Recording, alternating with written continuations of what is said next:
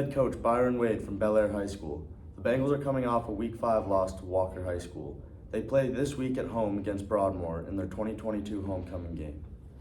Last week was a tough game with injuries and losing momentum early. One player that stepped up was number 16 Caleb Joseph on both sides of the ball.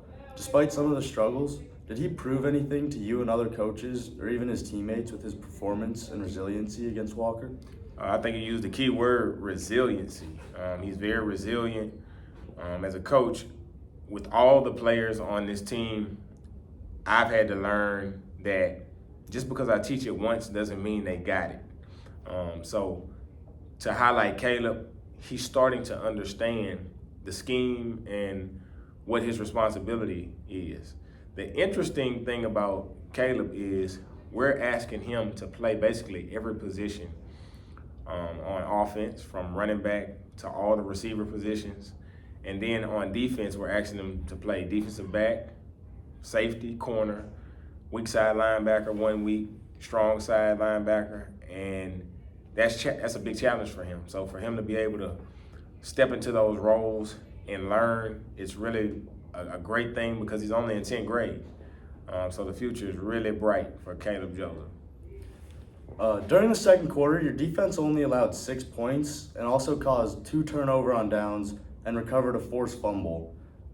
They really showed what they could do when they were playing as a unit and they played fearless. What was going well for them during that period of the game? Just understanding what Walker was trying to do.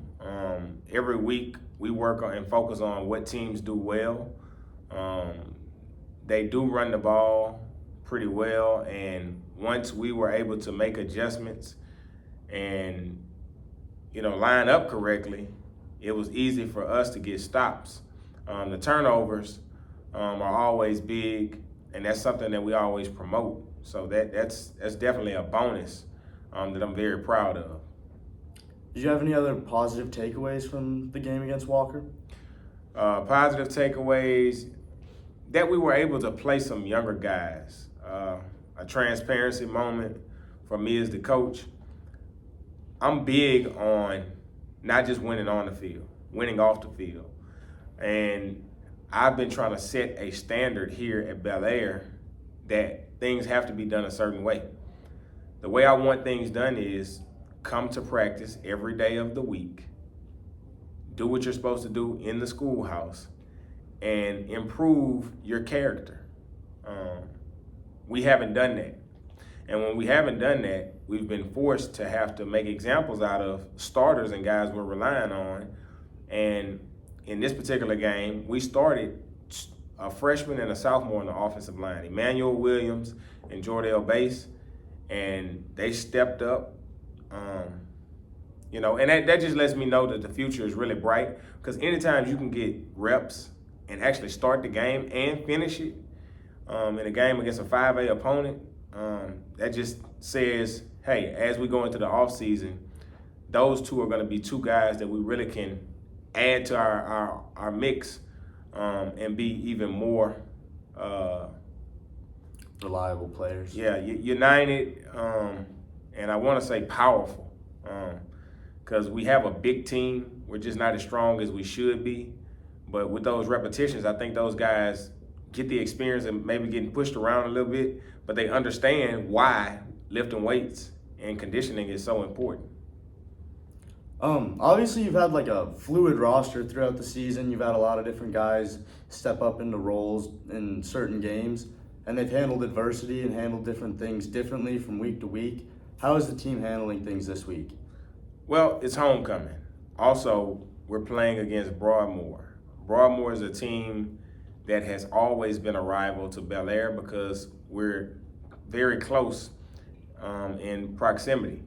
There are a lot of comparisons from the school district to in the past. Broadmoor and Belaire has always been a game that you kind of measure the success of your program. It comes down to, did you beat Broadmoor and Tara?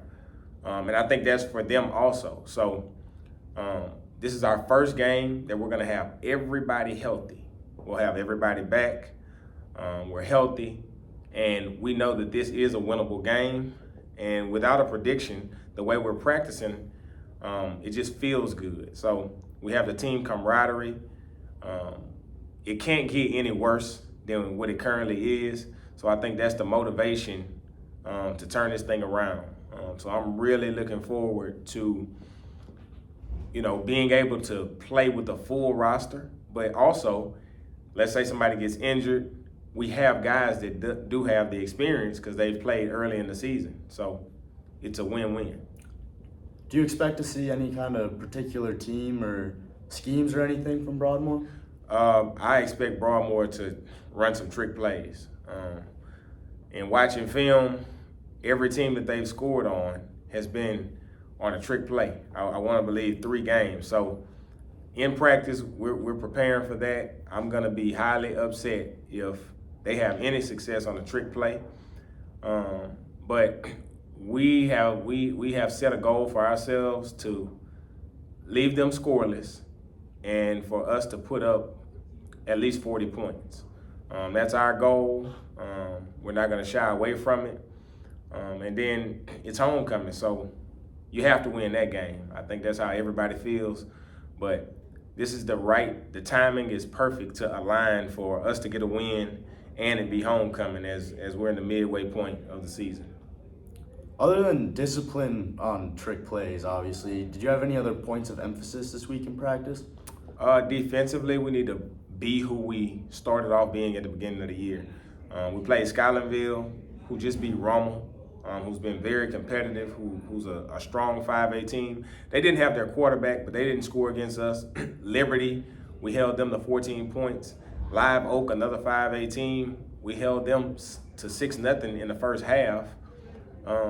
So our defense has always been our strength. I want to see that this game, and we're scheming really, really well for this game, and I expect the defense to play lights out.